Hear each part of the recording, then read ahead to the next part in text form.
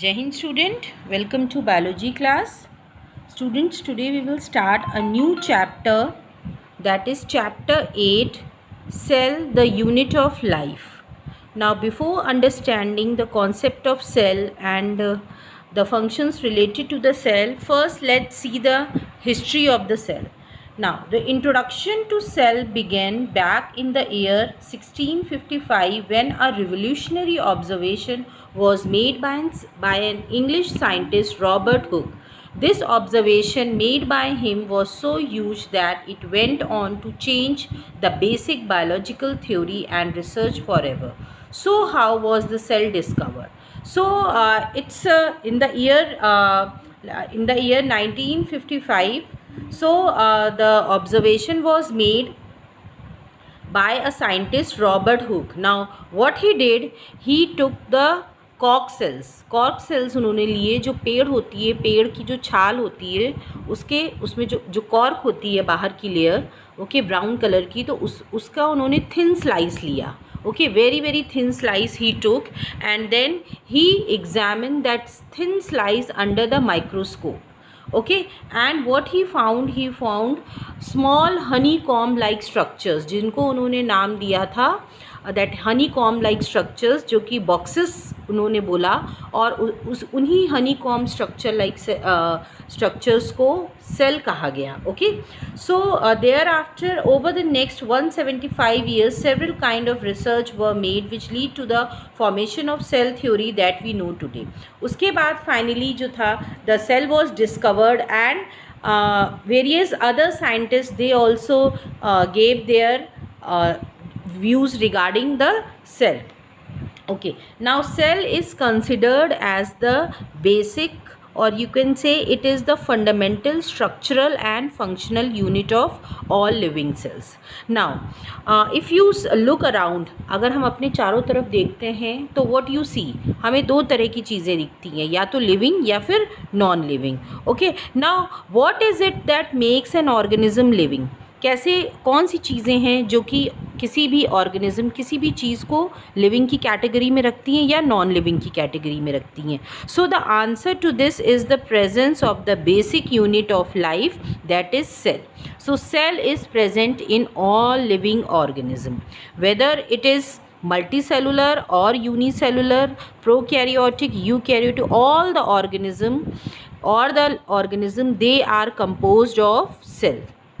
Now some organisms are composed of single cell, they are known as unicellular organism, while others are composed of many cells, so they are known as multicellular organism. Now this cell is termed as the basic structural and functional unit of all living organism. Now इसका मतलब क्या है? Structural means the cell is the smallest unit of life, इसलिए इसको structural कहा, and functional unit इसलिए कहा because cell controls all the functions of the body. ठीक है, अगर cell नहीं होगा तो हमारे body functions जो हैं they will not work properly. So now एक और साइंटिस्ट आए, and he was Anton von Leeuwenhoek. Now इन्होंने सबसे पहले देखा और डिस्क्राइब किया लाइफ सेल को, ठीक है, लाइफ सेल को. He was the first one to saw and described it. Then उसके बाद रॉबर्ट ब्राउन आए, जिन्होंने डिस्कवर किया न्यूक्लियस, जो भी सेल के अंदर के कंटेंट्स थे वो बाद में डिस्कवर हुए, okay. So invention of microscope and its improvement leading to the electron microscope revealed all the structural details of the cell.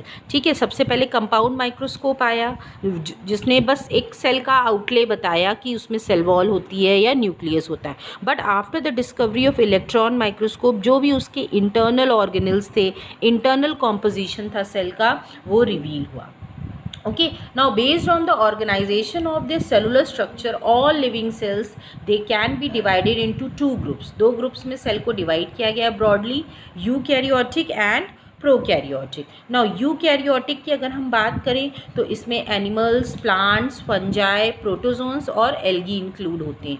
Now eukaryotic हम बोलेंगे उसमें न्यूक्लियस वेल डिफाइंड होगा, मेम्ब्रेन बाउंड ऑर्गेनल्स प्रेजेंट होंगी. So these are the few characteristic.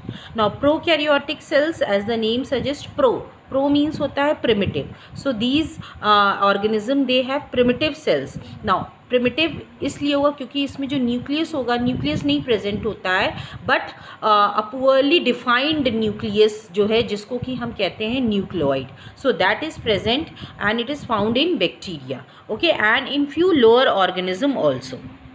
Now, जो cell है, the study of cell is it is studied under the branch cytology. उसको हम क्या बोलते हैं? cytology. This is the study of the cell. Now, जो भी mammalian cells हैं, they are microscopic, okay, with bacteria being less than 1 micrometer. अगर हम सेल के साइज़ की बात करें तो छोटे से लेके बड़े तक means less than 1 micrometer to avian cell. Avian means जो बर्ड होती है, ऑस्ट्रिच, जिसका लार्जेस्ट सेल कहा जाता है, तो सेल एग्जिस्ट करते हैं, okay. And cell can exist independently while none of other constituent can. Cell के अंदर इतनी कैपेसिटी होती है कि वो इंडिपेंडेंटली एग्जिस्ट कर सकता है, और यही सेल्स जो हैं later they group to form tissues which are specialized to perform a definite function. Okay, so this is all about the introduction of the cell. Now in next lecture we will study about the cell theory, who all were the scientists who have contributed to the cell theory. So this is all, students. Thank you everybody.